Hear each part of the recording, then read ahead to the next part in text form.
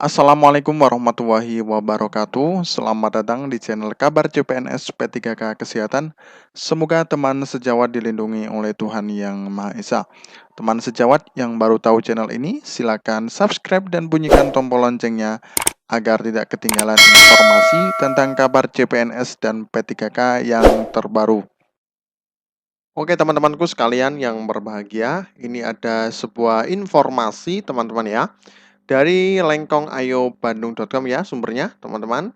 Nah, tenaga honorer terancam dicoret dari database pendataan non-aparatur sipil negara atau ASN oleh Badan Kepegawaian Negara atau BKN, teman-teman. Ya, nah ini gimana nih teman-teman ya? Bisa terancam dicoret, teman-teman. Ya, dicoretnya tenaga honorer dari database BKN berlaku bagi semua yang bekerja di instansi pemerintah pusat dan daerah yang mengikuti pendataan non-ASN, teman-teman ya. Nah, sebanyak 2,3 juta data tenaga honorer tersimpan dalam database pendataan non-ASN ya. Namun bisa terancam dicoret oleh BKN lantaran ada alasan, teman-teman ya.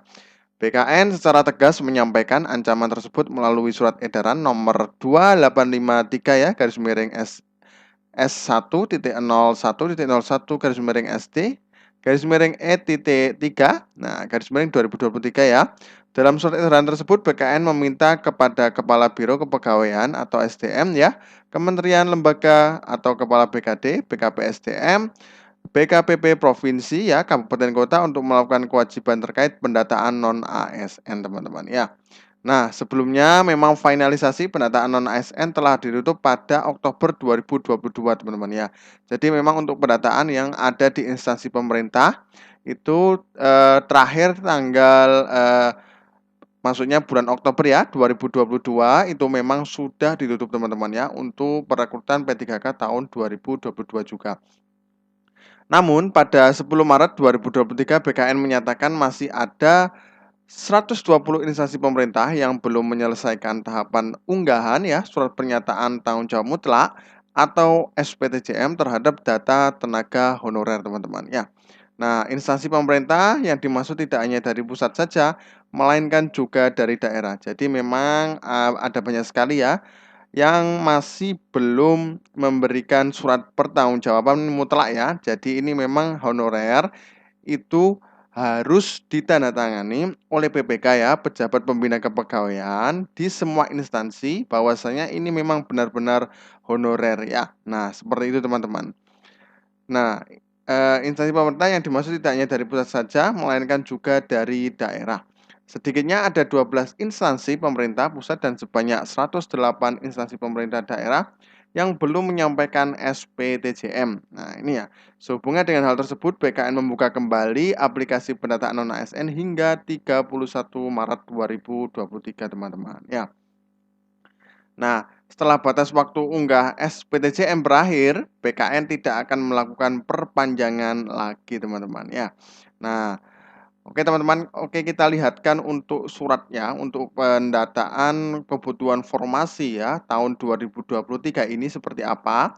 Karena memang hari kemarin ya tanggal 30 April itu terakhir untuk penyerahan ya. Itu semuanya tentang pendataan dan juga formasi tahun 2023 di seluruh Indonesia, teman-teman ya. Oke, kita lihatkan.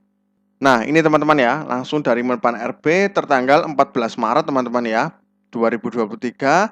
Nah, ini pengadaan aparatur sipil negara tahun 2023 ya, yang terhormat pejabat pembina kepegawaian instansi pusat, pejabat pembina kepegawaian instansi daerah. Nah, ini untuk kebutuhan ya, instansi pusat seperti ini sudah kita jelaskan. Instansi pusat dapat mengusulkan kebutuhan CPNS P3K.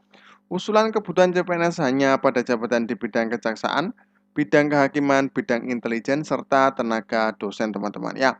Untuk instansi daerah, ini juga hanya P3K saja, teman-teman ya, yang menjadikan prioritas yaitu adalah nantinya akan yang ada di pelayanan dasar ya, pendidikan dan kesehatan pada satuan atau unit kerja di daerah terpencil, tertinggal dan terluar, teman-teman ya. Usulan kebutuhan P3K diutamakan bagi satuan atau unit kerja yang dalam pengadaan ASN tahun 2022 tidak mendapatkan alokasi tambahan pegawai baru, teman-teman ya. Nah, makanya ini teman-teman ya. Nah, ini instansi pemerintah mengusulkan, nah ini kebutuhan ASN yang memuat data terkait struktur organisasi, analisis beban kerja, existing pegawai, jumlah usulan kebutuhan ASN, dan masa hubungan perjanjian kerja atau P3K melalui aplikasi e-formasi mulai tanggal 20 Maret sampai tanggal 30 April 2023 teman-teman ya. Nah, ini jadi untuk tanggal 30 April, nah itu sudah selesai semuanya teman-teman ya. Ini pendataan sudah ditutup dan juga untuk yang SPTJM juga sudah ditutup teman-teman ya. Karena memang roadmap-nya dari Menpan RB bahwasanya nantinya akan Juni atau Juli itu sudah mulai ada perekrutan P3K 2023 teman-teman ya. Nah, instansi pemerintah mengusulkan kebutuhan ASN ya. Nah, seperti ini. Nah, ini dalam hal instansi tidak menyampaikan usulan sampai dengan waktu yang ditentukan, kami menyatakan ya instansi saudara tidak melaksanakan pengadaan ASN tahun anggaran 2023. Nah, ini langsung dari Menpan RB Pak Adwo Abzar Anas teman-teman ya. Jadi memang nantinya untuk yang ada di sini ya teman-teman ya, antara pendidikan dan kesehatan itu juga diprioritaskan. Nah, itu untuk instansi pusat maupun daerah. Nah, tanggal 30 kemarin itu sudah terakhir untuk penentuan informasi semua untuk kebutuhan tahun 2023 teman-teman ya.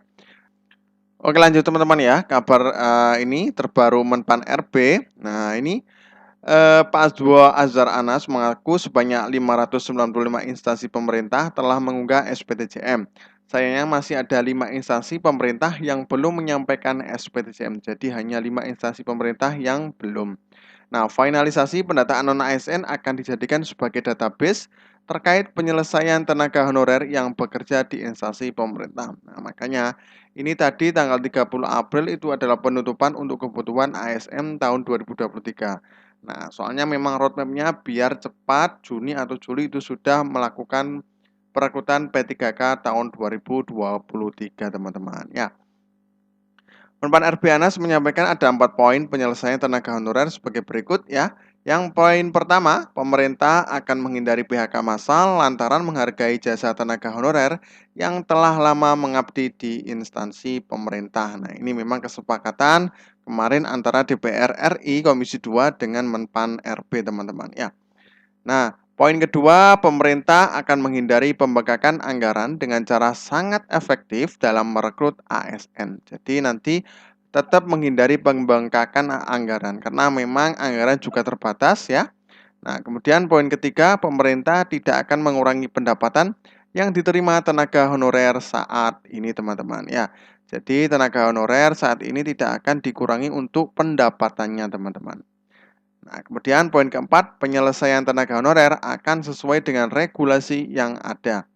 Bagi tenaga honorer yang ingin mengetahui apakah lulus verifikasi BKN atau tidak, dapat melihat hasil pendataan non-ASN secara online. Jadi nanti bisa langsung dilihat di websitenya BKN teman-teman ya. Nah, seperti itu. Nah, kemudian ini ada link pengumuman dan cek nama tenaga honorer yang lulus verifikasi pendataan non-ASN dari BKN teman-teman. Nah, nanti bisa langsung ke websitenya BKN ya. Nah, jadi di Google langsung ketik untuk pendataan non-ASN teman-teman. Di situ semuanya bisa. Nah, makanya ini untuk tahun ini sudah ditutup untuk penyerahan formasi di seluruh Indonesia di semua instansi pemerintah teman-teman ya. Karena memang pertanggal kemungkinan ya Juni atau Juli itu sudah dibuka untuk perekrutan P3K dan CPNS tahun 2023. Mudah-mudahan bermanfaat. Terima kasih. Wassalamualaikum warahmatullahi wabarakatuh.